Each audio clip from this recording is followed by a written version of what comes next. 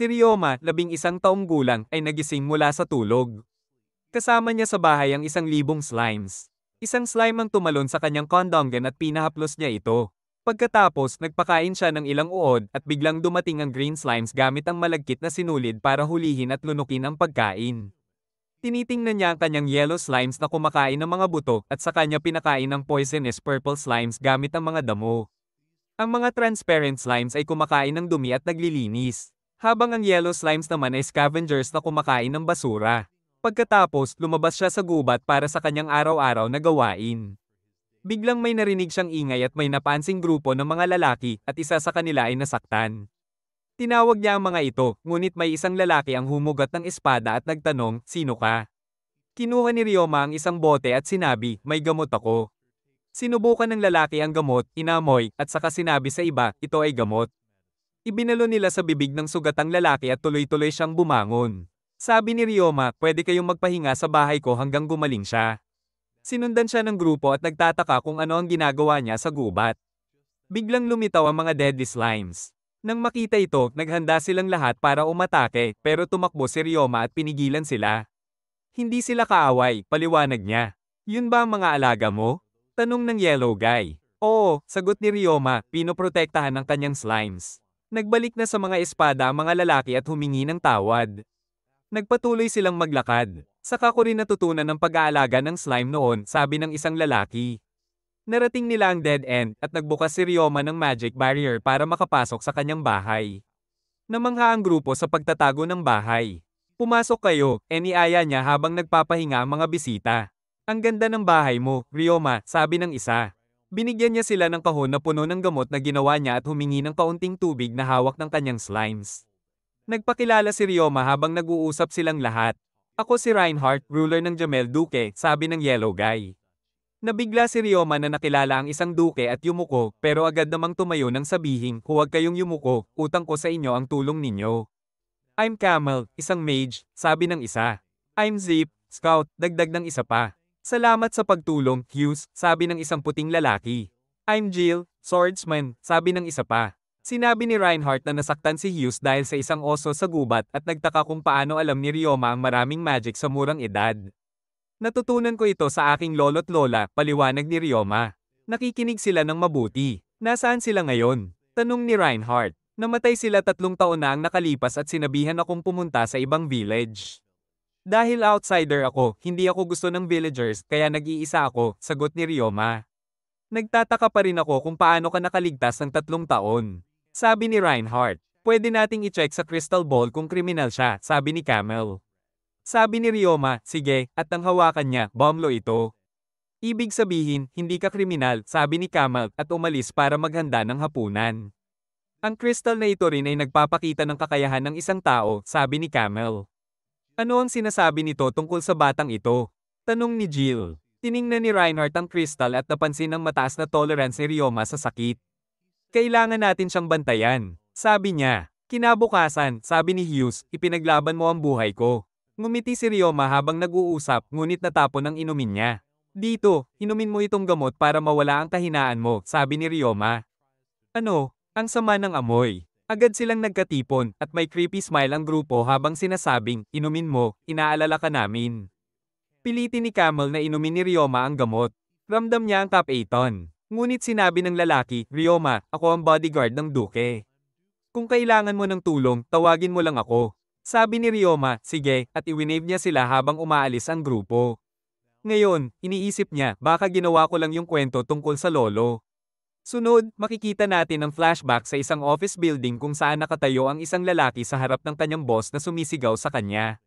Later, tinanong siya ng kaibigan niya, "Tara, labas tayo mamaya," pero tumanggi siya. Sunod, makikita siya sa isang kakaibang lugar, nagtataka at tanong, "Ako ba ay patay na?" 3 Diyos ang nakaupo sa harap niya. Tinanong siya, "Hindi ka ba nagagalit sa iyong pagkakautang?" Naalala niya ang boss niya na laging sumisigaw at pinapagawa siya ng overtime at sinabi niya, "Ang kasalukuyang trabaho ko ay siguradong papatay sa akin." Pagkatapos, nagsalita si Lulua, "Ako ang goddess of love," ang god of life ay nagsabi, "Ako si CEO." At ang creator ay nagsabi, "Ako ang game." Sabi ni Ryoma, "Ikinagagalak kong makilala kayong lahat." Tinanong niya kung paano siya namatay. Sabi nila, nataman mo ang ulo at nagkaroon ng brain hemorrhage na sumire sa ilang blood vessels sa utak mo, kaya namatay ka. Nagulat siya at sabi, paano ako pwedeng mamatay ng ganito? Nakaligtas pa naman ako sa pang-aabuso ng tatay ko at pati sa mga beer bottles mula sa lasing na boss ko. Halos malungkot siya. Sabi ng Soul God, nandito ka sa isang dahilan. Tinanong niya, ako ba ay mare-reincarnate sa ibang mundo? Sabi nila, oo, sa katawan ng 8 taong gulang. Gagawa kami ng portal para ipadala ka mula Earth sa ibang mundo na tinatawag na Saifel Lucia. Sabi ni Luluwa, magagamit mo rin ang magic doon. Sabi niya, talaga? Sabi nila, oo. Sa kanila sinabi na oras na para pumunta. Matapos ipaliwanag ang lahat tungkol sa magic, lumutang ang katawan niya sa ere. Sabi nila, gusto naming mabuhay mo ng buong buhay mo. Sabi ni Luluwa, mag-enjoy ka. Luha ang napapako sa kanyang mga mata at sabi niya, salamat. Ginamit nila ang magic para ipadala siya sa bagong mundo. Kinabukasan, nagising si Ryoma sa katawan ng 8 taong gulang. Sinuri niya ang sarili at tiningnan ang paligid, nasa bagong mundo siya. Tiningnan niya ang libro na ibinigay ng mga Diyos na naglalaman ng lahat ng kanyang skill stats at importanteng impormasyon. Para subukan, sinipa niya ang isang puno at agad itong nabasag. Biglang lumitaw ang isang slime at nag-glow ang kanyang mga mata. Nagtaka siya kung paano mag-tame ng slime at tiningnan ang libro. Ngayon, nakatayo siya sa harap ng slime at handa na siyang item ito. Sinunod niya ang mga hakbang at naramdaman ang magic. Gumawa siya ng magical circle at na-tame ang slime. Pagkatapos, lumapit ang slime sa kanyang master at niyakap niya ito. Nagsimula siyang maglakbay at nagdesisyon na manirahan sa gubat. Pinili niyang gugulin ang lahat ng oras sa pag-aaral at pananaliksik tungkol sa slimes. Pagkatapos ng 3 taon, nakilala niya ang Duke at ang kanyang team. Kinabukasan, nagsagawa siya ng pananaliksik sa slimes. Pagkatapos, humiga siya kasama nila at nag-enjoy. Nang magsimula ng gumawa ng tunog ang lahat ng slimes, nagtataka siya kung ano ang nangyayari, pero nakita niyang bumabalik ang lahat. May isang babae ring dumating, ang ganda niya, blonde ang buhok, kaya nakatitig siya sa kanya. Nilapitan siya ng isang babae at nagsabi, ako si Melissa, asawa ni Reinhardt. Lumapit ang isang matandang lalaki at nagsabi, ako si Rainbach Reinhardt, ama ni Reinhardt. Binigyan sila ng bati ni Ryoma. Sabi ni Reinhardt, ito ang anak kong babae. Sabi ng bata, ako si Aara, at yumuko sa kanya. Namula si Ryoma at sabi, ikinagagalak kong makilala, ako si Ryoma. Nang makita ang dami ng slimes, nagtanong si Ii, paano sila nakapasok sa bahay mo? Sabi niya, natuto silang ganito. Sabi niya, sumali kayong lahat at nagsimula silang sumama. Namangha sila nang makita silang nags-anib at naging isang malaking slime. Ipinaliwanag niya, ganito sila nakapasok sa bahay ko. Nanunood silang lahat ng may pagkagulat. Sabi ni El, kahanga-hanga. Habang nagtatanong si Alisa, na-tame mo ang isang malaking slime. Wala pang nakaka-tame ng ganito dati. Sabi niya, hindi, pinagsama ko lang ang 100 slimes para maging isang malaking slime. Pinuri siya ni Alisa. Sabi ng kanyang butler, kalma lang, natatakot si Ryoma. Sabi niya, matalino ka, dapat i-register mo ang sarili mo sa Tamer Hill. Habang patuloy na tumatalon ang mga slimes, inutusan ni Ryoma ang mga ito na lumiit. Uminom siya ng tubig habang nakaupo kasama ang lahat sa loob ng bahay niya. Sabi ni Reinhardt, ito ang maliit na regalo para sa iyo, isang orasan. Sabi ni Hugh, tanggapin mo ito. Nagpasalamat si Ryoma at napangiti ang lahat. Excited sila at sabi, gusto ko rin mag-tame ng slime. Saan ko sila mahahanap? Sabi ni Ryoma, makikita mo sa mapa ang mga lugar kung saan umiinom ng tubig ang mga slimes. Sabi niya, okay, pero anong klase ng slime ang dapat kong hulihin? Sabi ni Ryoma, ang brown at transparent ay scavenger at cleaner slimes, habang ang green, yellow, at purple ay sticky, acid, o poison slimes. Sabi niya, hindi ko masyadong alam ang tungkol sa brown at transparent. Sabi ni Ryoma, ang brown ay scavenger slime, kumakain sila ng basura at dumi at ginagawa itong fertilizer. Nagtala si B ng impormasyon. Hawak ang cleaner slime at sabi, magaling sila sa paglilinis. Hawak niya ang pinakamaruming tela at sinabi, ipakikita ko sa inyo, at ibinagsak ito sa slime na agad nilinis ang tela. Lahat ay nagulat. Pagkatapos linisin, lumabas ang slime. Ipinakita ni Ryoma at sinabi, ito ay SP Thoughtless. Habang ipinaliwanag niya pa, nagtanong ang isang maid, sigurado ka bang dumilang ang kinakain nito? Pinasok niya ang kanyang kamay sa slime at inalis, sabi, ayos lang ako. Sabi ni Reinhardt, hindi ka nito sinaktan, ibig sabihin dumilang ang kinakain. Sabi ni Nael at Le, gusto kong mag-tame ng cleaner slime, turuan mo kami kung paano piliin. Nag-atubili siya at sabi, mahirap ipaliwanag sa isang babae. Ngayon, ipinaliwanag niya sa mga lalaki ng pribado. Sabi ni Hughes, sige, ako ang magpapaliwanag sa mga babae. Sabi ni Billy, ano yon? Sabi niya, maghugas kayo. Nahihiya silang lahat habang ipinaliwanag niya. Ang tubig na puno ng pawis mo ay makakatulong bilang paint sa pagkuha ng slime. Nagalit sila at sabay-sabay siyang sinuntok na mula ang kanyang mukha. Sabi ni Camel, masyado kang diretso. Pagkatapos nito, sabi niya, Ryoma, gusto ko pa ring hulihin ng slime. Sabi ni Ryoma, desisyon mo na yan, my lady. Ngayon, hinugasan niya ang kanyang pawis sa tubig at sinabi, huhulihin ko ito. Bago umalis, sinabi niya, huhulihin ko ang slime gamit ang pawis na tubig na ito. Pagsapit ng paglubog ng araw, bumalik siya at sinabi, na-tame ko na ang slime. Pinuri siya ni Ryoma at inalagaan niya ang slime. Later, pinapanood ng mga servants ang slime habang naglilinis ng mga plato at baso, habang ang iba ay umiinom ng tsaa at inaalagaan nila ang kanyang slime. Naalala ni Ryoma ang pakiramdam ng una niyang makita at na-tame ang kanyang unang slime. Tiningnan niya ito at naalala na pinangalanan niya ito matapos ang kanyang coworker na si Tachikon habang naglalaro siya ng slime. Ngayon, nagtanong si Alisa kay Ryoma, ano ang plano mo sa buhay mo? Sabi niya, sa totoo lang, hindi ko pa alam at medyo nainis. Sabi ni Ray Inbox, pwede kang sumama sa amin sa aming biyahe sa Gimel Town. Nagsimula siyang mag-isip, biyahe? Pupunta ba ako? Hindi pa ako nakapunta sa ganito. Sabi ni B, Ryoma, ito ang unang beses na naglakbay ako sa gubat na ito. Kinabahan ako bago pumunta, pero na-realize kong masaya palang tuklasin ang labas ng mundo. Napangiti si Ryoma at sabi, salamat, my lady, sa paglilinaw ng aking pagdududa. Sa kanya sinabi sa lahat, sama-sama ako sa biyahe. Sabi nila, maghanda tayo. Sabi niya, gagamitin ko ang item box para ilagay ang aking mga gamit. Sabi ni Reinhardt, ang pagcast ng item box ay nangangailangan ng high-level magic. Sabi ni Alisa, impressive, at namula siya. Sabi ni Alisa, kung gusto mo, pwede kitang turuan ng mas maraming magic. Sabi niya, maraming salamat, habang tinitingnan ng lahat. Pagkatapos ay cast ang item box, sinimulang ilagay ni Ryoma ang lahat ng kanyang gamit sa loob nito habang pinapanood siya ng mga slimes.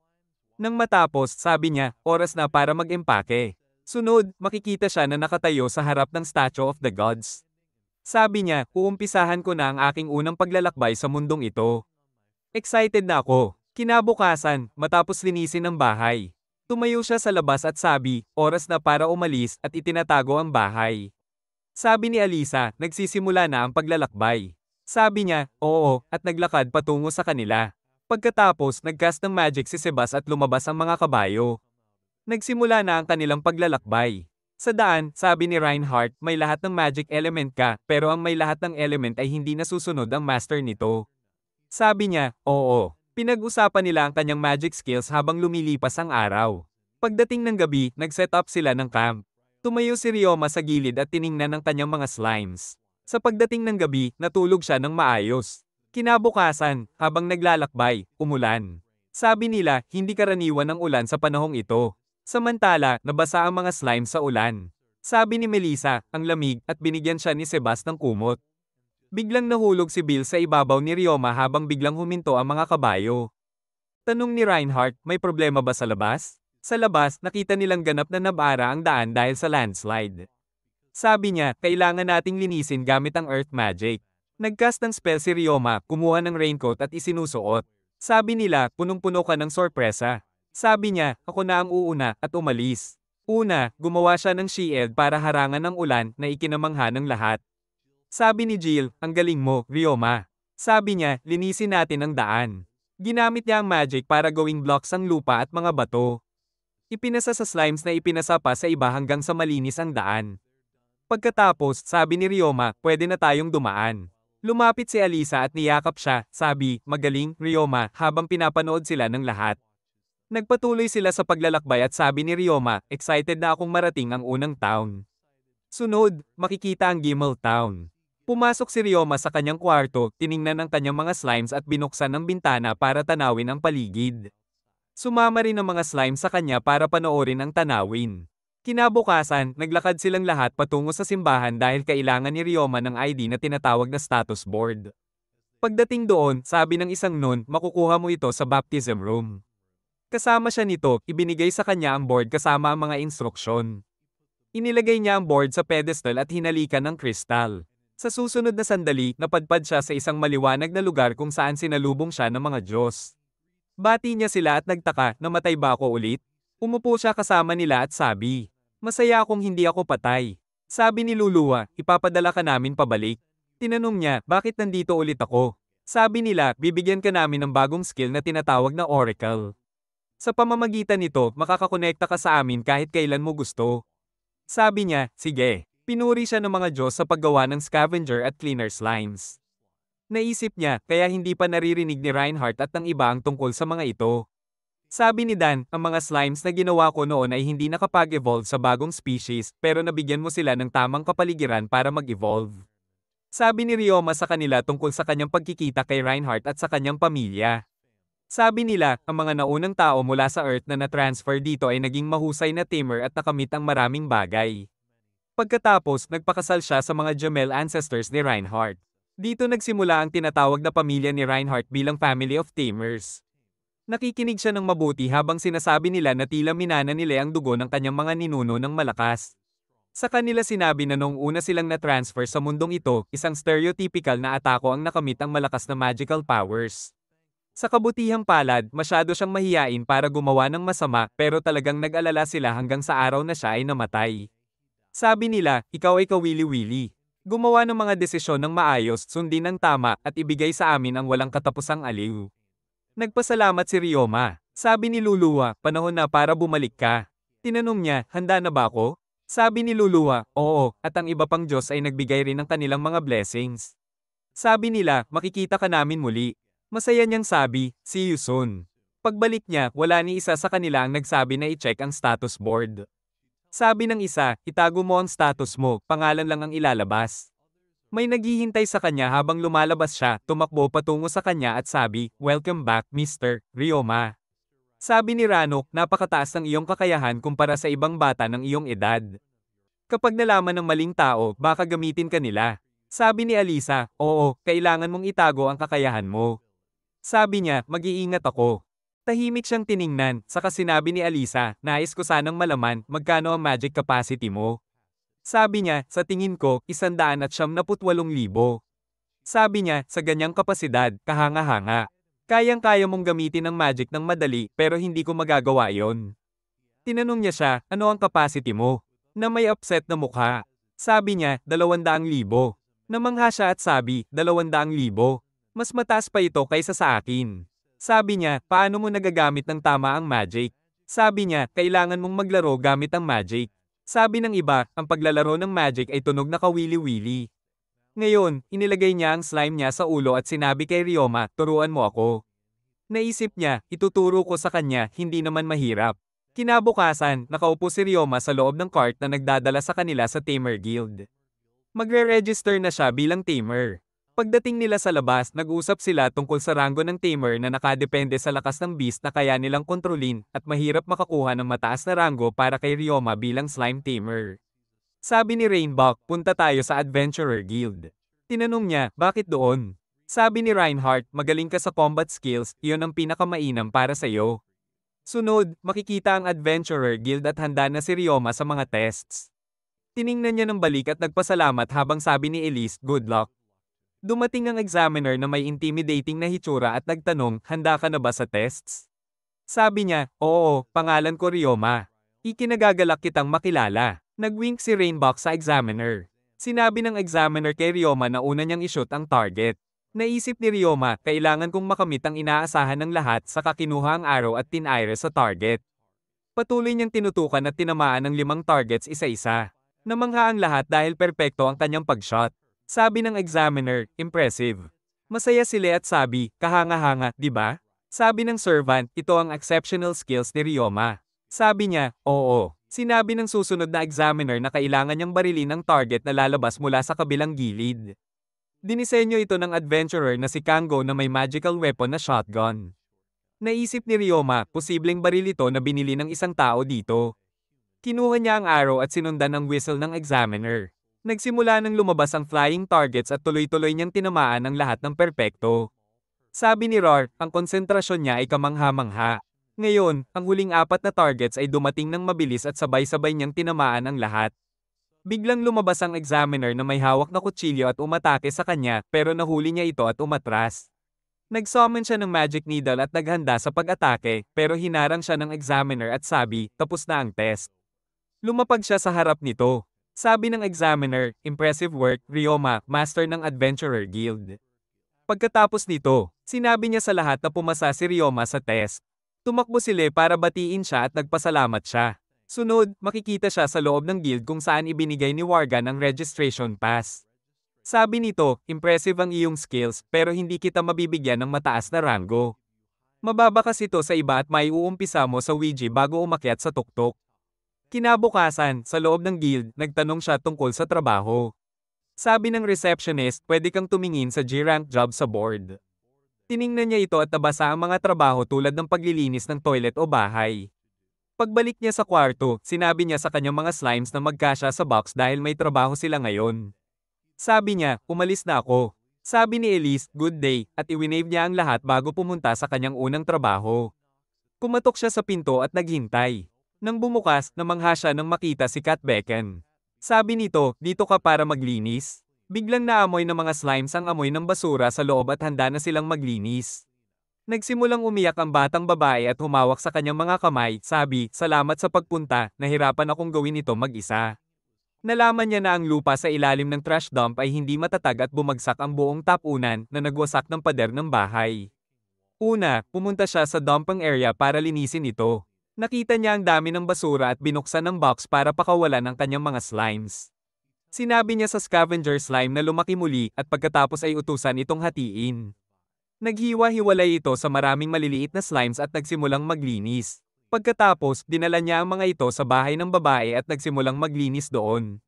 Gumamit si Ryoma ng Emosh Magic para maglinis, pagkatapos ay gumawa ng Magic Circle para gumawa ng breaks. Sa tulong ng mga slimes, pinuno niya ang butas sa pader.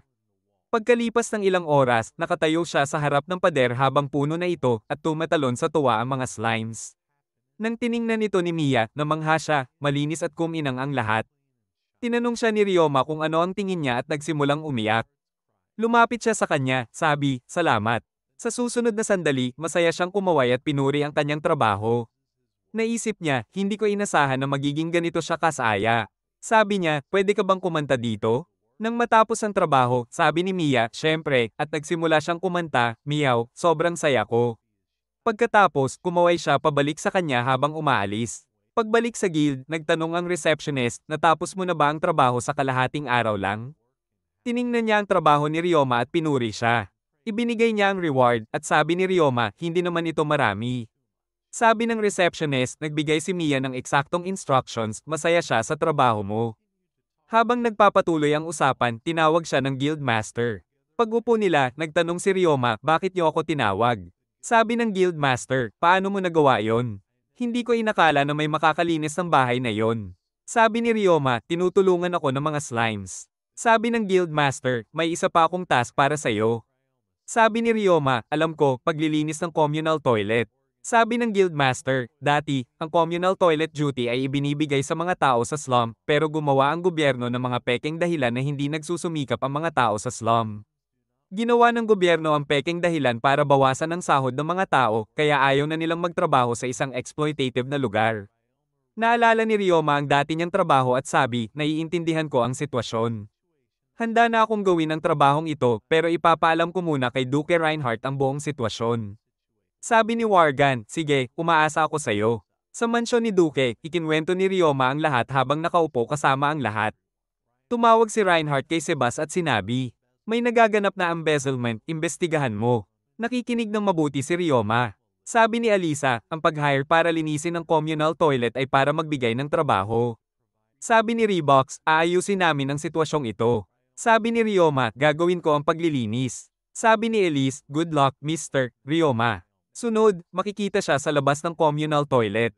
Tiningnan niya ang paligid at sinabi sa mga slimes, marami tayong trabahong gagawin.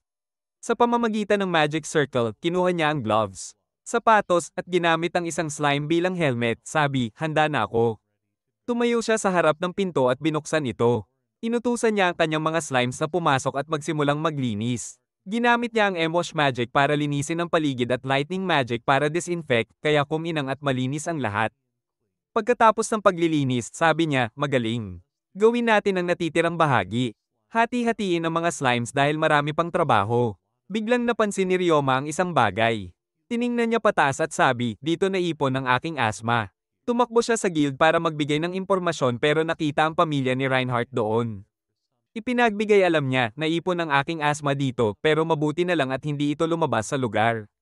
Tinanong siya ni Alisa at Le, masama ba ang pakiramdam mo? Sabi niya, ayos lang ako na nagbigay ginhawa sa kanila. Sabi ni Wargan, ang asthma mo ay may harmful magical power na pwedeng makaapekto sa tao physically at mentally. Sabi ni Ryoma, ako ang bahala rito. Bago may masaktan, kailangan naming putulin ang asthma mula sa pinagmulan.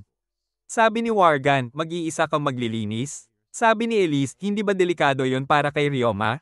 Sabi ni Ryoma, ayokong malagay sa panganib ang iba. Ako na ang bahala. Sabi ni Alisa, paano mo yun gagawin mag-isa? Ipinakita niya ang status board sa lahat. Marami akong resistance, hindi ako mapipinsala ng aking asma. Lumapit si Rainbuck at sabi, nagpapasalamat kami sa iyong tulong. Kinabukasan, nakatayo siya sa labas ng communal toilet kasama ang ibang adventurers. Sabi nila, good luck, aasahan mo kaming magbantay. Sabi ni Ryoma, sige, sisimulan ko na ang trabaho. Inutusan niya ang mga slimes na maglinis at habang ginagawa nila ito, nagbabantay ang ibang adventurers para walang makalapit. Isang adventurer ang nagbantay sa slime.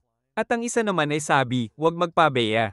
Sabi ni Mia, hindi ko papayag ang makalusot ang kahit isang daga. Nang may makita siyang daga, ginulat niya ito para tumakbo sa kabilang bahagi. Habang naglilinis ang slimes, ginagamit din ni Ryoma ang magic para linisin sa labas. Nakikita rin natin sina Ali at Alisa. Sabi ng mga adventurers, hindi ka namin pwedeng papasukin. Sabi ni Ali, nag-aalala ako. Sabi ni Alisa, nagdala kami ng pagkain at healing potions. Sabi ng maids, ibigay ang potions at pagkain sa lahat. Sabi nila, sige. Sa bahay ni Duke, ginagawa ng lahat ang paperwork. Pagsapit ng gabi, uminom si Ryoma ng potion. Sabi nila, bakit hindi ka muna magpahinga? Isinuot ni Ryoma ang helmet at sabi, ayos lang, gagawin ko na ang natitirang trabaho. Patuloy ang scavenger slime sa paglilinis at ginagamit ni Ryoma ang magic para tulungan sila. Matapos magtrabaho ng tuloy-tuloy ng 3 araw, lumabas si Ryoma at sabi, tapos na tayo. Lumapit sila at niyakap siya, magaling na trabaho, Ryoma. Ngumiti rin ang iba pabalik sa guild. Ipinagbigay alam ni Ryoma na 30 communal toilets ang nalinis na. Sabi ni Organ, pwede kang umasa sa malaking bayad para rito, ngayon, magpahinga ka muna. Nasa labas ng guild, sinora niya ang box at sabi, grabe, nakakapagod talaga. Biglang nasalayan niya ang sinag ng araw, umaga na. Naalala niya ang huling pagkakataon na nagtrabaho siya lampas hating gabi sa nakaraang buhay. Paglapit niya sa bahay, nakitang bukas pa ang ilaw. Pagpasok niya, sinalubong siya ng kanyang ina.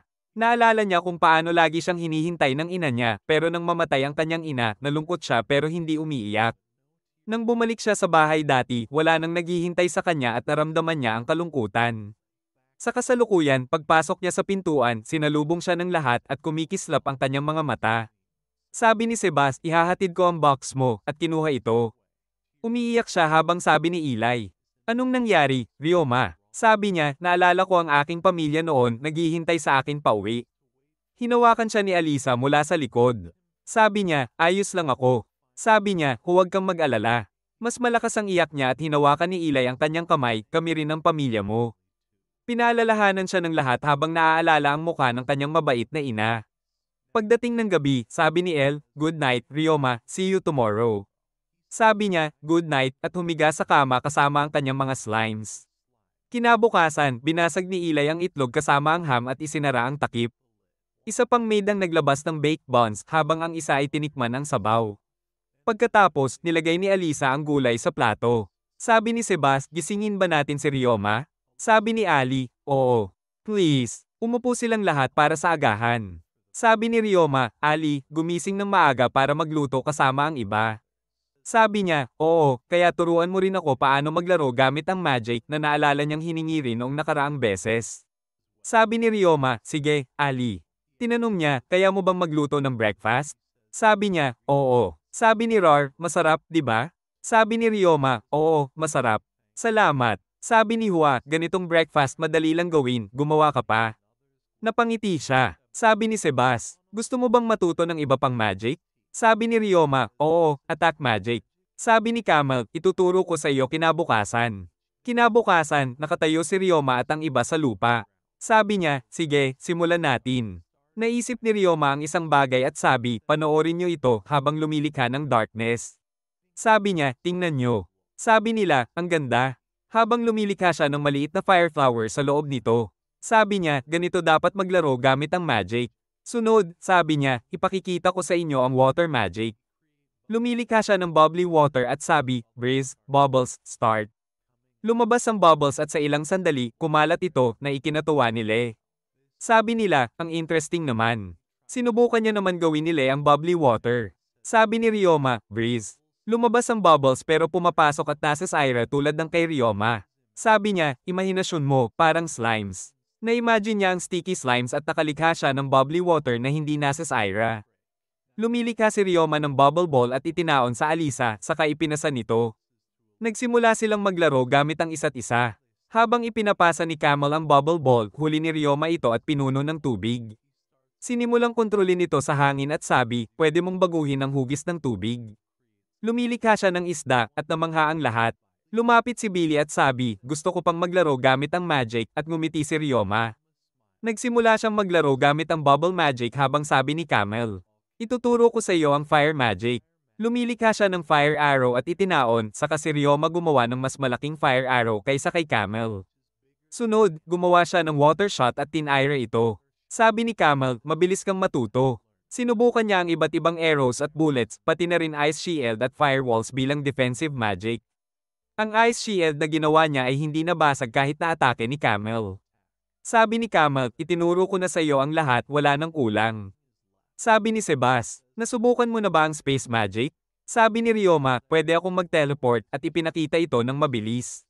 Sabi ni Sebas, magaling, subukan mo ang malayong distansya. Sabi ni Ryoma, sige, at nag-teleport sa malayong lugar. Nag-teleport rin si Sebas at pinuri siya. Ngayon, ipinakita ni Sebas kung paano gumawa ng Dimension Home. Sinubukan ni Ryoma ngunit nabigo. Pinanood siya ni Sebas. Ang Dimension Home ay nakakatulong magdala ng mga living things, kaya pwede niyang dalhin ang mga slimes niya. Lumipas ang ilang araw at gabi, pagod na siya sa pagsubok.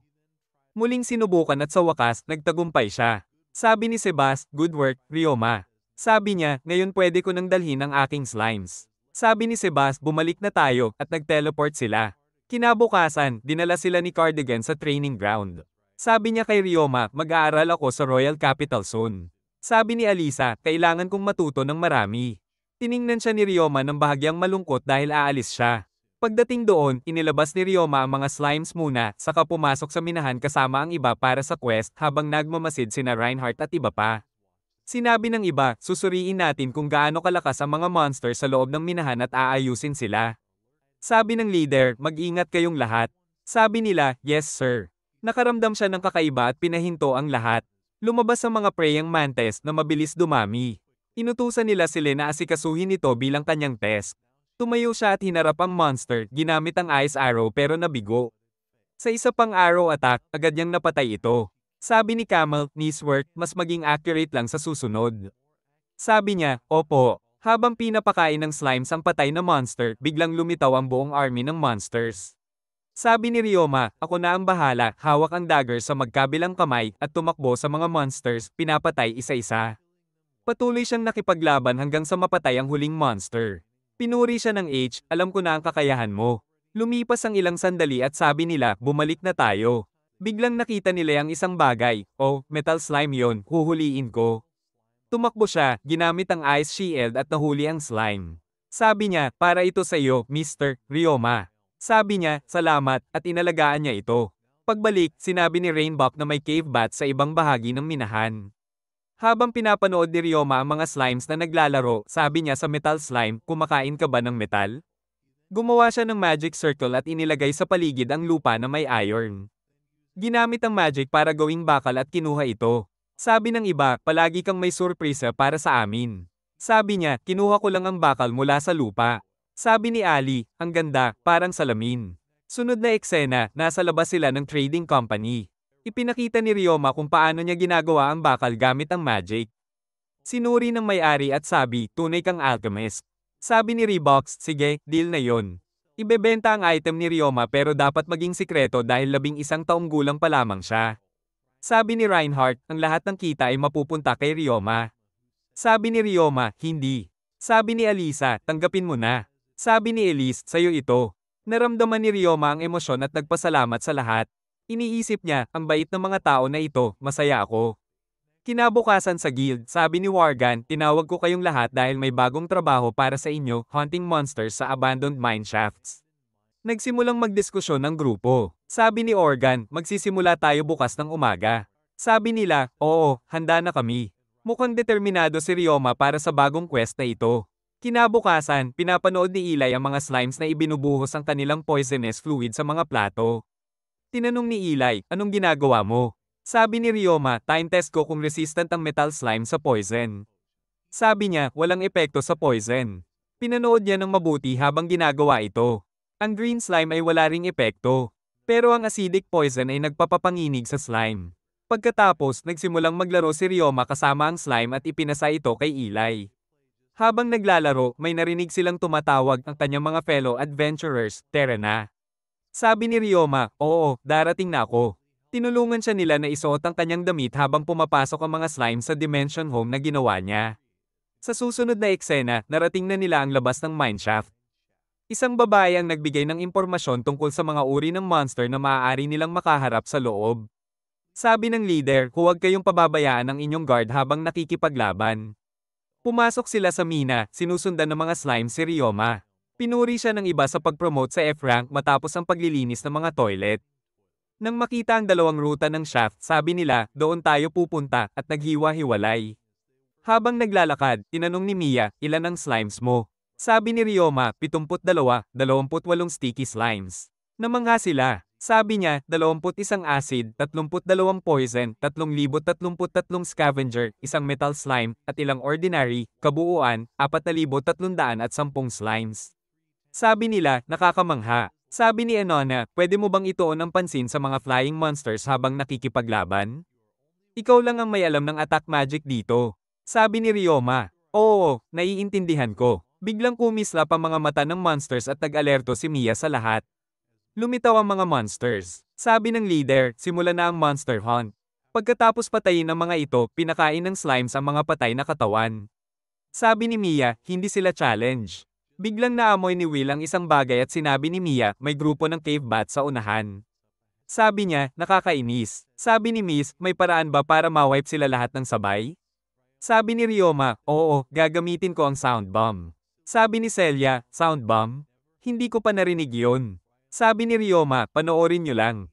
Lumilikha siya ng soundproof barrier para sa lahat at isinara ang kanyang mga mata. Sabi ng iba, barrier para saan? Gumawa siya ng sound bomb at pinaputok ito sa loob. Pagkatapos, sabi niya sa lahat, tara na tayo. Pagpasok nila, lahat ng bats ay patay na. Sabi ni Ryoma, nag-work. Sabi ni Mia, magaling ulit, Ryoma. Inutusan niya ang sticky slimes na lumaki. Sabi ng iba, ang laki nila, nakakatakot tingnan. Sabi niya, maghiwa-hiwalay na. Sa sumunod na sandali, nagsimulang kumain ng patay na bats ang ilang slimes. Ngumiti si Ryoma, maayos ang ating monster hunt. Sabi ni Jeff, ang sarap ng pakiramdam ng kalayaan. Paglabas nila sa mina, nakita nilang may nagtipon na adventurer sa isang lugar. Sabi ni Wargan, may isa pang party na nasaktan ng goblin sa mines. Sabi nila, may goblin village sa malalim ng mineshaft. Biglang lumitaw ang goblins mula sa likod at gamit ang blast, nag-stand alerto sila. Nagsimulang kumilos ng kakaiba at gumawa ng mga mukha para gailangin ang mga goblins at tumakbo, hinahabol sila ng goblins. At niloko nila ang goblins papunta sa isang malalim na trench na may acidic water gamit ang attack magic. Pinaputok nila ang goblins, hiwa ni Ho ang isa at pinakain ito ng mga slimes. Isa rin ang nahati at sinabi ni Ryoma, marami pa pala, higit sa 500. Inatake ni Ryoma ang isa. Tiningnan ng mga arrow at napansin na nauubos na sila. Tiningnan niya ang goblins at naisip, hindi pa rin na-digest ng mabilis ng acidic slimes habang nagpapagaling ang isa sa mga sugatang goblins. Pinapalo ni Mia ang isang goblin pero dumami pa at mukhang galit na galit. Binuksan ni Ryoma ang dimension home at kinuha ang lahat ng slimes niya para labanan ng goblins. Sabi ni Wana at Mia, lumayo muna kayong lahat. Tumakbo si Ryoma papunta sa goblins, sinusundan siya ng mga slimes at pinalilibutan siya. Lumilikha siya ng soundproof barrier para sa iba at ginamit ang sound bomb na nag-freeze sa mga goblins sa sakit. Pagkatapos, inatake ng kanyang mga slimes ang mga goblins at sinimulang pakainin ang mga patay. Tumakbo siya upang atakehin ang mga goblins at tumalon para patayin silang lahat gamit ang lightning blades. May isang tao na tumira ng arrow sa goblin at nagdala ng karagdagang arrow ang slime. Ngayon, may higit pang arrows ang slimes para sa lahat at pinili nila at pinaputok sa goblins. Pinatay ang buong army. Pinakain ng slimes ang mga patay na goblins habang huminga ng malalim si Ryoma matapos ang lahat. Masaya ang lahat habang nag-uusap pagkatapos ng tagumpay. Tinanong ni Wargan, ilan ang dumating? Sabi ng isa, 2,000 goblins. Biglang nagpadala si Ryoma ng isang bagay at sa sumunod na sandali, lumitaw mula sa cave ang isang malaking monster. Mukhang galit ito at umungol. Sabi nila, ito ba ang leader? Goblin Commander? Mas lalo pang dumami ang goblins kasama nito. Pinapalo niya ang kanyang paa sa lupa. Nag-focus si Ryoma sa kanya at inutusan ng kanyang slimes, sabay-sabay silang umatake. Pagkatapos mapatay, pinakain ng slimes ang lahat para malinis ang lugar. Sabi ni Ryoma, tara na. Sabi niya, lumapit kayong lahat. Nagsimulang linisin ng cleaner slimes ang mga goblins. Tumawa si Mia, ang kulit mo. Sabi nila, naglilinis ang slimes ng Goblin Grim. Sabi ng isa, ang Goblin Grim ang pinakamahirap linisin. Sabi ni Mia, Ryoma, pwede kang yumaman sa laundry business. Pinuri siya ng iba. Sa labas, sabi ni Lin, nagsimula ng mag-cast ng high heel ang healing slime sa kanilang evolution. Biglang may humagkan siya, mga adventurers na nagpapasalamat kay Ryoma sa paggamit ng slimes para tulungan ang kanyang mga kapwa adventurers. Sabi nila, bata pa siya pero napaka-capable. Sabi ni Organ, panalo tayo, at nagdiwang ang lahat. Habang pauwi sa cart, nagkukwentuhan sila tungkol sa mga slimes ni Ryoma at ibinahagi niya ang impormasyon sa kanila. Tinanong nila, bakit hindi ka na-admit sa Tamer Guild? Sabi ni Ryoma, hindi pinapahalagahan ang slimes. Sabi nila, kahit na itinuturing na walang halaga ang slimes, karapat-dapat silang purihin at sumang-ayon ang lahat.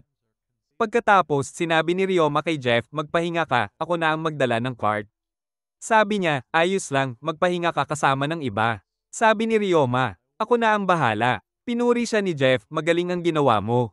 Sabi ni Ryoma, masaya ako na napunta ako sa mundong ito at naalala ang kanyang mga sandali sa mundong ito kasama ang mga slimes, ang pagkikita sa pamilya ni Reinhardt, ang pagiging bahagi ng kanilang pamilya, at ang sandali na umiiyak siya at sinuportahan sila. Pagkatapos, sabi niya, good night sa lahat. Nang ihulog siya sa kanilang cart, malakas na sabi ni Mia, see you soon, Ryoma. Tiningnan ni Ryoma si Reinhardt at ang iba, at pagkatapos ay pumasok sa loob. Namangha silang lahat, 2,000 monsters. Ipinaliwanag niya kung paano nila natalo ang mga ito. Sabi niya, kailangan kong pag-usapan ng isang bagay. Sabi ni Reinhardt, oo, sabihin mo. Nakikinig din ng mabuti si Billy. Sabi ni Ryoma, gusto kong humiwalay sa inyo ngayon at suportahan ang sarili ko. Tinanong siya ni Billy, bakit? Sabi ni Ryoma, kung patuloy akong aasa sa inyo, baka maging masama ako. Tinulungan ninyo ako sa baptism at sa pag-register sa guild at ang pagmamahal na ibinigay ninyo sa akin, nararamdaman kong natutustusan na ako. Nakita ni Elise na tila malungkot siya. Sa sumunod na sandali, sinusubukan nilang makinig ng lihim pero pinatahimik sila ng maid. Tinanong ni Alisa, permanente ka bang aalis? Sabi niya, hindi, babalik ako. Sabi niya, 11 ka pa lang, karapat-dapat kang paluin pa ng pagmamahal.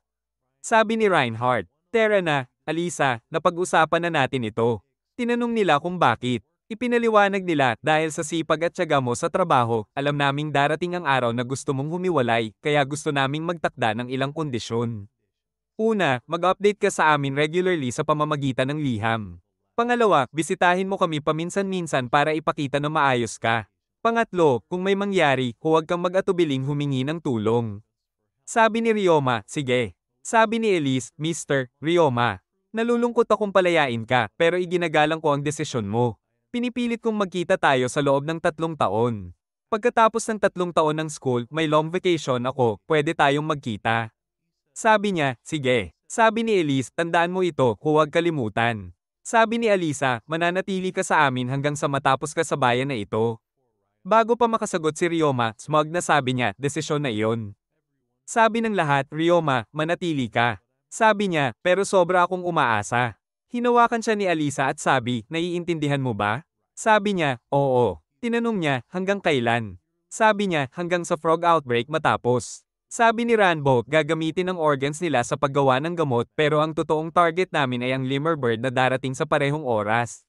Ipinakita nila ang mga larawan. Sabi ni Alisa, mahirap silang i-tame, mabilis lumipad. Nai-imagine ni Philly ang mga ibon na nagmamasid. Sabi ni Alisa, dapat sumama ka sa amin. Sabi niya, mukhang exciting. Tinanong ni Reinhardt kung ano ang gagawin niya sa pag-iisa. Sabi ni Ryoma, iniisip kong magsimula ng laundry service business kasabay ng pagiging adventurer. Lumabas silang lahat at nagsabi, malaki ang kikitain mo. Sabi ni Mote, itinatapon ng adventurers ang gear nila dahil sa dumi, pero kung malilinis mo, malaking kita yon. Sabi ni Rainbow, dapat mo rin pag-usapan ito sa Morgan Company, tutulungan ka nila. Sabi ni Roar, gusto naming ikaw ang mag-manage sa abandoned mines para siguraduhin na walang monsters na mananatili doon. Sabi ni Ryoma, gagawin ko. Iniisip niya, kahit independent ako, napakabait nila. Kinabukasan, pumunta sila sa Morgan Trading Company. Sabi ni Mr. Serge, iniisip mo palang kumita sa pamamagitan ng paglilinis. Namangha siya sa kintab ng cloth na nilinis ng cleaner slime. Sinuri niya ito at sabi, impresibo ang ideya mo. Sabi ni Ryoma, nakikita ko na ang malaking tagumpay nito. Sabi rin nila, talagang kahanga-hanga ang ideya mo. Sabi ni Serge, Ryoma, imumungkahi ko na mag-register ka sa Merchant Guild. Sabi ni Ryoma, malaki ba ang kikitain nito? Sabi nila, garantisado. Sabi ni Serge, Tara, mag-register na tayo. Sabi ni Ryoma, sige. Dadalhin sila ni Cardigan sa Merchant Guild. Masayang sabi ni Serge, may potential ito na kumita ng malaking revenue. Sabi ni Ryoma, medyo awkward na tawa, oo. Pagdating sa Merchant Guild, nakilala nila ang isang babae. Sabi niya, ako si Jella, master ng Merchant Guild. Binigyan siya ng pagbati ni Ryoma. Sabi niya, umupo tayo at pag-usapan ng laundry business ni Ryoma.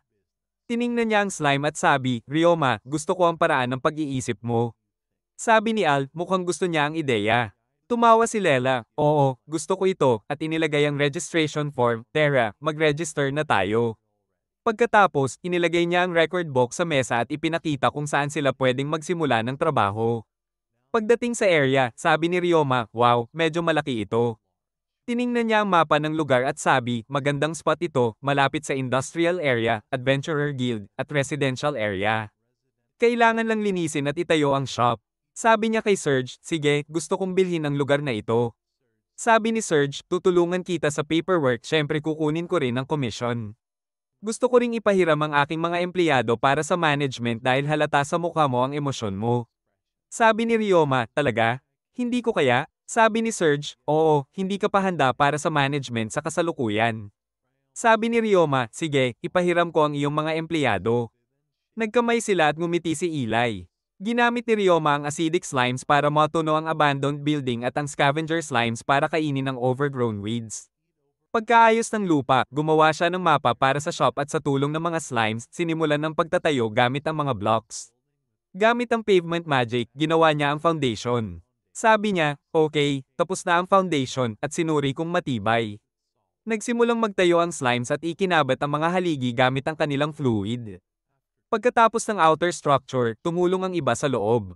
Sabi ni Ryoma, salamat sa tulong. Sabi ni Fu, walang anuman, tumutulong kami sa kaibigan. Sabi ni Camel, oo, ang mga kaibigan ay nagtutulungan na nagpatawa at nagpaiyak kay Ryoma. Sa labas, nakita nila ang magandang rainbow at nagtipon silang lahat para pinturahan ang shop. Sabi ni Mia, puting walls ang pinakamaganda, at habang nagpipinta, sabi niya, kasing linis ng laundry ang puting walls. Sabi ni Ryoma, oo, gusto ko malinis ang itsura mismo ng building. Sabi ni Mia, magandang ideya para sa laundry. Sabi ni Ryoma, salamat sa ideya. Sabi ng iba, ang kakayahan ng slime sa paglilinis ay garantiya sa tagumpay. Sabi ni Ryoma, sana nga. Pinuri siya ng lahat sa kanyang ideya para maging independent. Sabi ni Celia, huwag masyadong magsalita, gawin na lang, at nagsimula silang muli sa trabaho. Pagkatapos, tumayo sila at tiningnan ng shop. Ang pangalan ng shop sa poster, Bamboo Forest Laundry Service. Sabi nila, magandang may bulaklak sa paligid. Nagsabog si H ng mga buto para tumubo ang mga halaman. Si Al at Ryoma nagtanim ng maliliit na halaman habang nag-uusap. Sabi ni Alisa, hindi ka tumitigil sa trabaho para dito. Sabi ni Ryoma, mas marami pa akong pinagtatrabahuhan noon sa dating trabaho. Tinanong siya, ano ang trabaho mo noon? Sabi niya, gumagawa kami ng mga manika. Maaari akong gumawa para sa'yo. Sabi niya, talaga? Gusto ko iyon. Sabi ni Ryoma, maraming trabaho habang ginagawa ang mga manika. Sabi niya, aabangan ko ang gawa mo. Habang naglalakad sa market, sabi ni Ryoma, gusto kong makita ninyo lahat. Biglang nakita niya ang simbahan at sabi, gusto kong huminto sa simbahan. Sabi niya, si Yol. Pagdating sa simbahan, pumasok siya at ipinasok ang kanyang sarili sa harap ng magic ball at nakita ang sarili na nakaupo sa tabi ng isang Diyos. Tinanong niya, nasaan ang iba? Sabi ng wow, nasa Earth sila sa ngayon. Tinanong ni Kane kung pwede bang dalhin ang isang tao. Sabi ni Tufo, hindi. Sabi niya, si Kane ay idol show sa Japan, literal na in love siya sa kanila, luha ang mata niya. Si Lucia ay nasa kanyang sweet tour. Sabi ni Ryoma, ano ang wow? Sabi nila, nandoon sila para sa entertainment. Ako mismo, bumisita sa Sahara para sa camel ride, pumunta sa Amazon at kumuha ng selfie, pagkatapos bumisita sa Atlantis at lumangoy ng malalim sa dagat. Napakasaya. Sabi ni Ryoma, oo, mukhang nag-enjoy ka. Bigla na siyang nagsimulang mawala, tapos na ang oras. Pinayuhan siya ni Wow. Huwag mong masyadong pahirapan ang sarili mo. Sunod, nakabalik na si Ryoma sa simbahan. Habang naglalakad palabas, lumingon siya at ngumiti. Sa labas, napansin niyang gabi na at dali-dali siyang tumakbo pauwi. Pagdating sa palasyo ni Reinhardt, inimbitahan ni Ryoma sila sa opening ceremony ng kanyang shop. Habang nakaupo sila sa paligid niya, pumunta siya sa Adventurer Guild. Sabi ni Wargan, sasama ako, at inimbitahan rin siya ni Ryoma. Pagkatapos, inanyayahan niya ang kanyang mga kaibigan. At sabi nila, dadalhin namin, tiyak. Sabi rin ni Jella, masaya akong dadalo. Sabi ni Ryoma, salamat. Sumunod, dala ni Cardigan ang mga kambal. Tinanong nila, malapit na ba tayo? Sabi ni Serge, oo, andyan na ang building. Sila'y sumilip sa glass window, namangha sa mga bulaklak sa labas at sa pangalan ng shop na nakasulat sa board. Napansin din nila ang cleaner slime sa rooftop. Nabasa rin nila, Goblin Grim ay nalilinis sa abot kayang presyo. Samantala, naghahanda si Ryoma para sa party kasama ang mga maids. Tinanong niya sila, kumusta ka na? Sabi niya, natapos na lang ang baking. Nagpasalamat siya sa mga maids. Sabi nila, masaya kaming tumulong sa anumang kailangan mo, Mr. Ryoma. Bigla, sabi nila, dumating na sila. Nasa labas ang kambal kasama si Serge. Nakita nila ang buong shop. Sabi ng isa, ang galing ng shop na ito. Sabi ng isa pa, hindi ako makapaniwala, 11 taong gulang lang ang gumawa nito. Sabi ni Serge, huwag mong husgahan ng tao sa itsura lang. Pumasok si Ryoma at binati sila. Pinuri siya ni Serge sa shop. Sabi niya, ito ang mga bagong assistants mo. Sabi ni Ryoma, ikinagagalak kong makilala kayo. Sabi ng babae, ako si Carla, at ang kapatid niya, ako si Callum.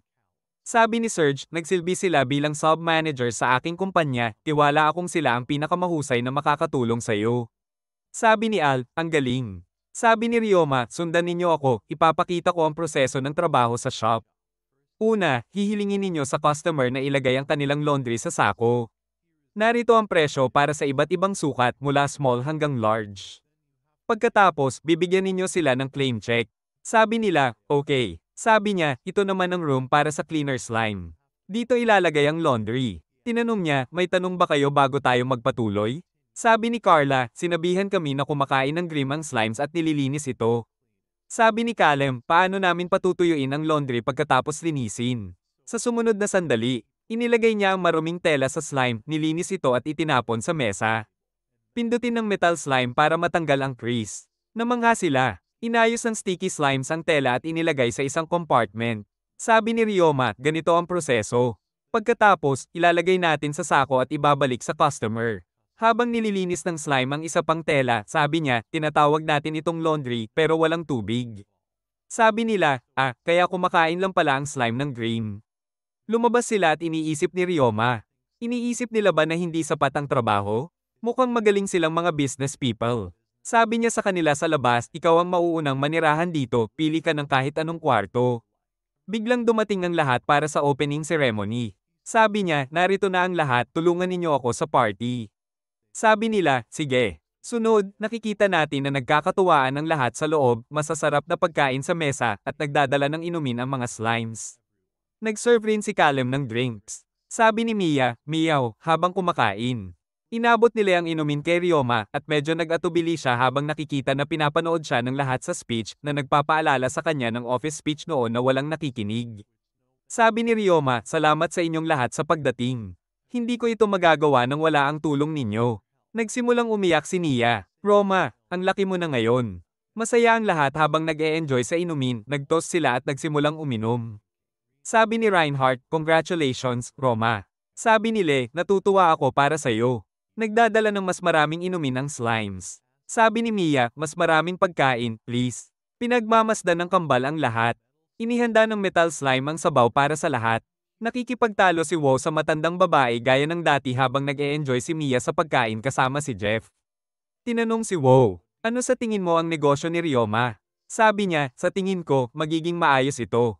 Habang ginagawa ng kambal ang kanilang trabaho, sabi ni Carla, mukhang pinagkakatiwalaan lahat si Ryoma. Sabi ni Callum, oo, ate. Pumunta sila sa kusina at pinanood ang scavenger slimes na nagde-decompose ng mga tira-tirang pagkain at ang cleaner slimes na naghuhugas ng pinggan. Kinuha ni F ang baked pies. Tinanong ni Ryoma si Reinhardt, nag-enjoy ka sa pagkain? Sabi niya, oo. Sabi ni Mia, busog na ako sa dami ng kinain. Sabi ni B, narito na ang dessert. Sabi ni Mia at Jeff, gusto namin ito. Iniisip ni Ryoma, natutuwa ako na nag-e-enjoy ang lahat. Tumakbo si Mia at Jeff para kainin ang dessert. Pagkatapos ng party, nag-wave ang lahat sa kanya. Pumasok siya sa shop at nagpasalamat sa kanila. Sabi nila, walang anuman. Sabi nila, gusto naming makatrabaho ka.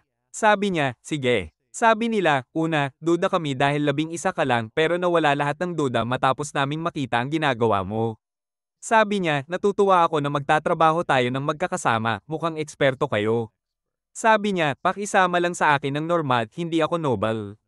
Sabi nila, alam namin na may kaugnayan ka sa pamilya Reinhardt. Sabi niya, hindi, misunderstanding yon, adventurer lang ako. Sabi nila, hindi pala ka noble. Sabi ni Serge, sinubukan kong ipaliwanag noon. Sabi nila, okay, naiintindihan. Sabi ni Ryoma, magpahinga kayo ng maayos ngayon. Kinabukasan, maliwanag ang araw.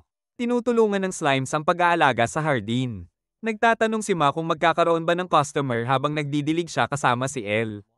Dumating ang kambal, good morning, Ryoma. Binati niya sila at pinapakain ng slimes bago magsimula sa trabaho. Nagsisimula na rin ang kambal at tumutulong si Eli. Tiningnan nila ang open board sa labas ng shop. Sabi niya sa kambal, pupunta ako sa Adventurer Guild. Ingatan ninyo ang shop. Sabi ni Eli, magic training ko ngayon. Sabi ni Ryoma, good luck, at nagpaalam siya, nag-wave sila. Sa guild, ikinwento niya sa lahat ang pagbubukas ng shop. Sabi nila, alam na namin, nakita namin ang poster. Sabi nila, Mia at Wana ang naglagay nito kanina. Sabi niya, sige, magkita tayo mamaya. Pinili niya ang trabaho sa herb gathering. Sabi niya, gusto kong gawin ito. Tinanong siya, hindi ka ba busy sa dami ng customer? Sabi niya, hindi sa unang araw. Hindi muna dadalaw ang marami. Pumunta siya sa minahan, pinatay ang mga monster at kinain ang kanyang slimes. Pagkatapos, pinulot ang mga herbs at ibinigay sa guild. Nang bumalik siya sa shop, maraming tao na roon. Nag-teleport siya, sabi ng kambal, umuwi ka na? Sabi nila, maraming customer. Sabi niya, magsimula na tayo. Pinamahalaan nila ang shop habang si Ryoma ang nagdala ng laundry sa mga slimes. Nagsimula ang slimes sa paglilinis, pagpindot, at pagtupi. Nilinis nila pati ang mga gamit. Ngumiti si Ryoma sa sobrang trabaho at sa kaligayahan ng mga customer. Sa gabi, isinara nila ang shop at nagpasalamat siya sa tulong nila. Napansin niya, hindi ko dapat abusuhin ang workforce ko, at sabi niya, pasensya sa sobrang pagpapagawa sa inyo. Sabi nila, pwede tayong magdagdag ng tao para tumulong sa atin. Nag-isip si Ryoma at sabi, pupunta ako sa Merchant Guild para humingi ng tulong. Bago siya umalis, sabi niya, kailangan niyong magpahinga muna. Pagdating sa Merchant Guild, sabi niya sa lady, ang dami naming trabaho ngayon, gusto kong kumuha ng mas maraming empleyado. Sabi niya, sige, maghahanap ako ng mga empleyado mamaya. Pagkatapos, pumunta siya sa Reinhardt's at ikinwento ang lahat. Sabi nila, ang laki ng tagumpay. Siguradong pagod ka na, magpahinga ka na. Sabi niya, oo. Habang naglalakad pa uwi, sabi ni Nael at Le, good night. Humiga siya sa kanyang kama, iniisip kung paano siya nagtatrabaho ng hating gabi sa opisina noon at natulog ng mahimbing kasama ang kanyang slimes. Kinabukasan, ginagawa ng slimes ang laundry gaya ng dati habang naghihintay ang mga tao sa kanilang numero. Habang nagdadala ng inumin ng slimes, inaayos ni Callum ang laundry sa sako at nagbibigay ng claim check samantalang si Carla naman ay nagbabalik ng nalinis na laundry at sabi, pakisuri po. Sabi ng customer, perpektong malinis, salamat. Namangha ang lahat. Biglang lumabas si Ryoma, pupunta ako sa Merchant Guild ngayon. Pagdating sa Merchant Guild, sabi ng matandang babae, nakahanap na ako ng ilang kandidato na pwede mong hiramin. Sabi ni Ryoma, salamat sa pag-aayos nito kahit sa maikling panahon. Sa loob, pinagmamasdan siya ng lahat, nagtataka kung apo ba siya ng guildmaster.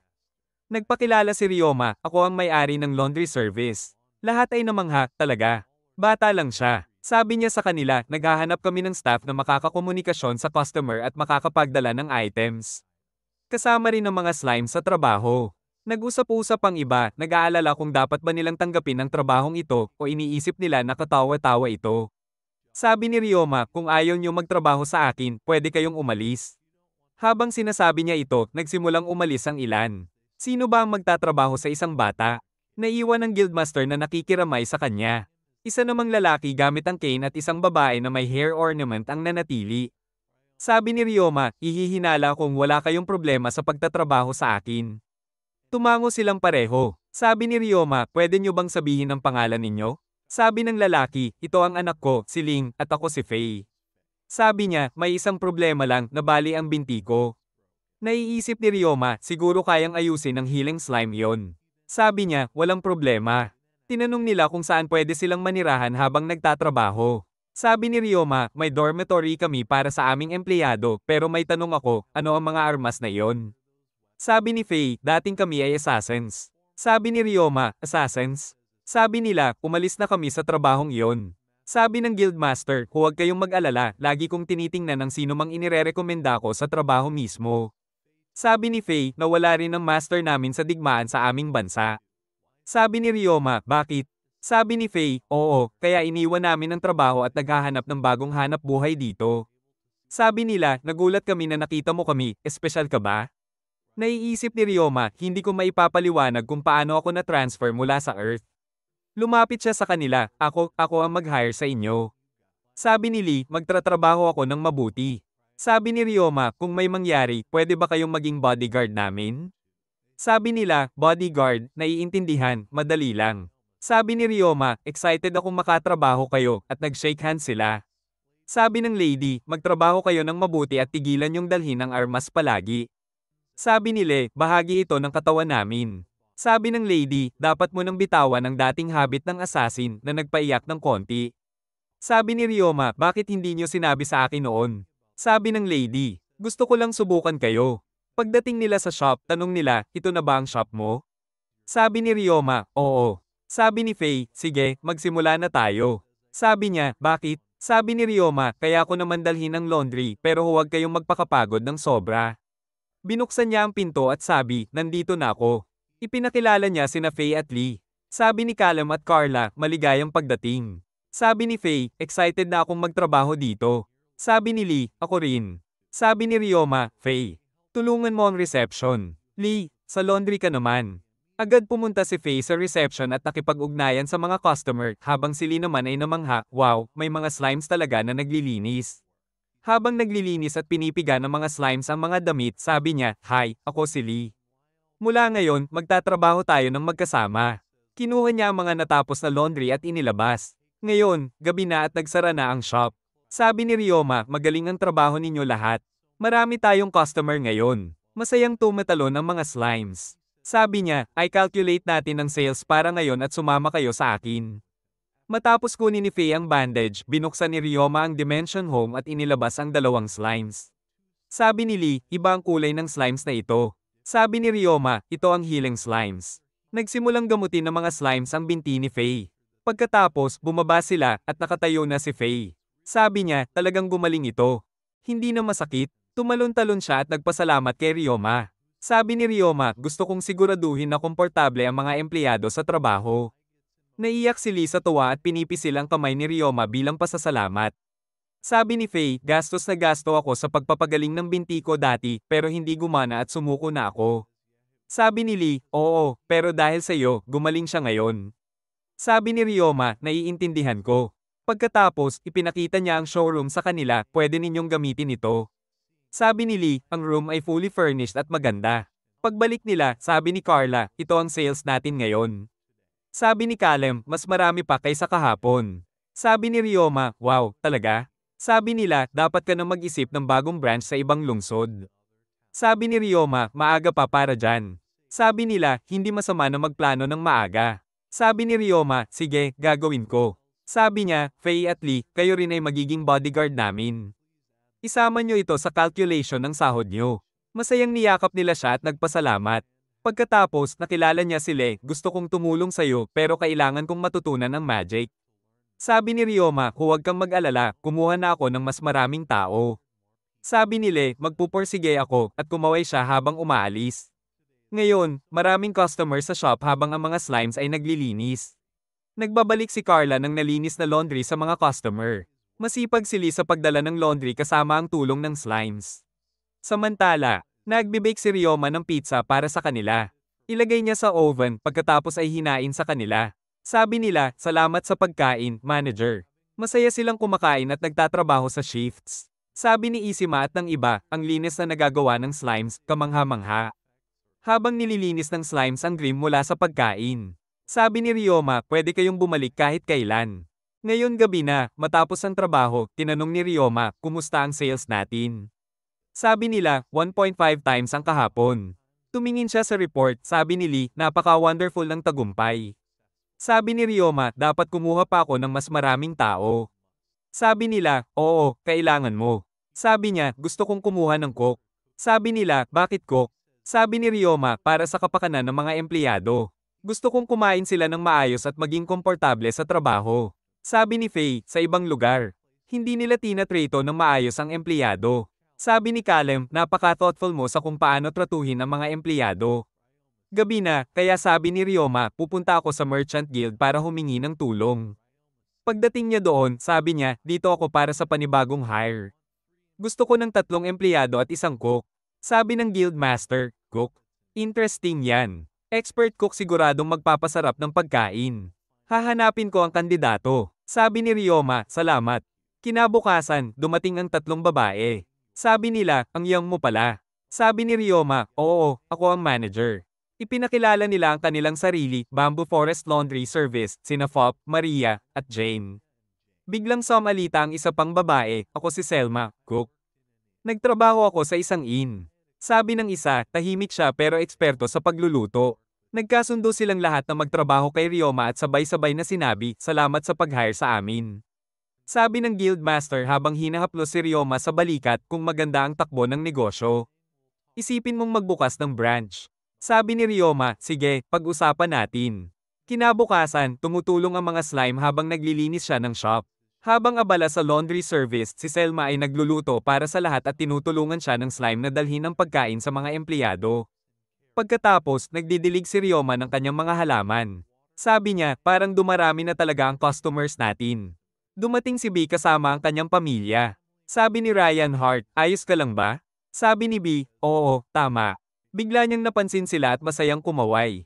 Kinabukasan, pumunta si Ryoma kay Mr. Serge at sinabi, okay na po ang negosyo namin.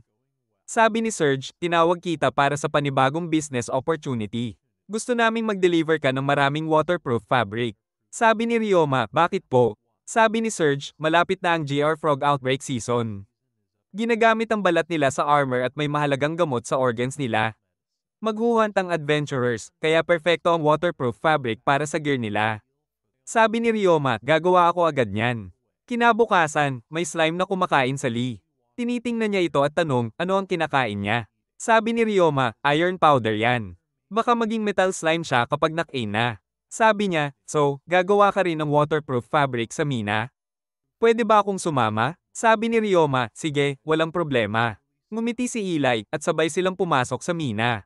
Habang nandoon, kinuha ni Eli ang kanyang violin. Sabi ni Ryoma, mag-practice ka ba ng violin?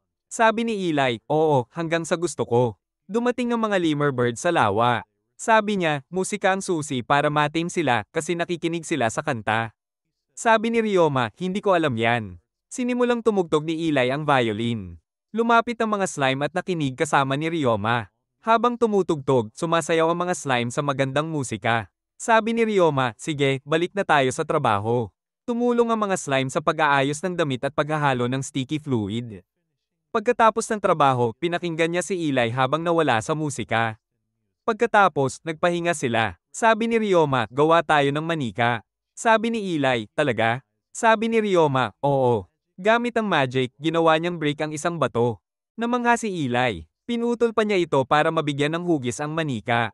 Gamit ang play clay magic, binigyan niya ito ng detalye. Pagkatapos, ipinakita niya kay Eli. Sabi niya, ang ganda. At kumislap ang kanyang mga mata. Sabi niya, itatago ko ito ng maayos. Gabi na sa Reinhardt's Palace. Namangha lahat sa mga manika na ginawa ni Ryoma. Sabi ni Sebas, napakagaling talaga. Sabi ni Reinhardt, dalhin mo ito kapag pupunta ka sa school. Sabi niya, oo, dadalhin ko. Hindi nakalimot si Ryoma, gumawa rin siya ng manika ng sarili niya. Sasama ka sa akin, sabi ni Ryoma at ngumiti. Kinabukasan, habang nagdidilig ng mga halaman si Fina, inaalagaan ng iba ang mga customer sa shop at ginagawa ng slime ang laundry. Samantala, gumagawa si Ryoma ng fabric kasama ang tulong ng mga slime. Pagkatapos, pinapagawa niya ang mga slime ng combat training. Nakatayo siya ngayon sa harap ng scavenger slime, saka tumakbo para atakihin ito ngunit nabangga. Ginamit ng slime ang kamay nito para umatake, kaya gumawa si Ryoma ng block shield. Sabi niya, maganda, tuloy lang ang atake. Tumalo ng slime para umatake ngunit nakaiwas si Ryoma. Muli siyang lumapit para manipaunahan ito at tumama ng suntok. Pagkatapos ng training, sabi niya, magandang workout yon. Lumapit siya sa slime at tanong, anong problema? Ang slime na kumakain ng metal ay nagbago at naging metal slime. Sabi ni Ryoma, evolution. Kinuha niya ito at sabi, nag-work pero parang iba. Ginamit niya ang magic para suriin at nalaman niyang ito ay iron slime. Lumitaw din ang metal slime. Sabi niya, pero kumakain din ng iron ang metal slime. Sinuri niya ang iron na kinain nito at naunawaan na ang pagkain ng metals ay nagiging metal slime at pagkain ng purong iron ay nagiging iron slime.